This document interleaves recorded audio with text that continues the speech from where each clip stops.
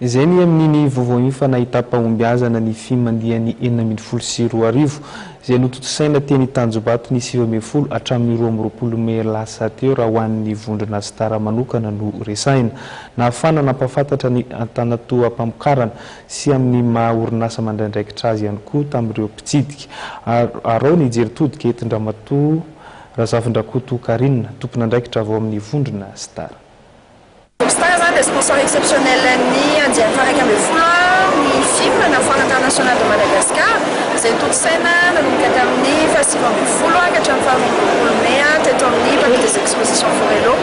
Nahafinaritra tokoa ny fandraisana anjara be dia be ireo mpitsidika na nampiavaka anazy tamin'ity ndranitorak ity dia raha ny fahafantarana ny Vopstar dia ny marika na ny vokatra dia tamin'ity ndranitorak ity kosa dia nampahafantarana amin'ny olona izay nandalo teto amin'ny fotoana zany ireo sehatr'asa izay sahanina sy ny manodidina ny Vopstar.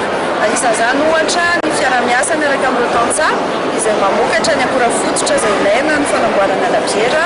Tao koa ny fampahafantarana ny resaka réseau de distribution Antsitara izay sahana tomobila miisa 20.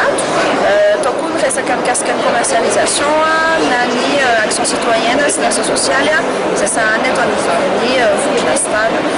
Mariana moa zany fa tato anatin'ity film ity koa nampahafantarana hoe tamin'ny fomba ofisialy ny vondrona ny star amin'izao fotoana izao satria tsy mirasika star Madagasikara rery intsony fa misy koa ny Sema Oviva, ny Maldo ary ny Nouvelle Brasserie de Madagascar.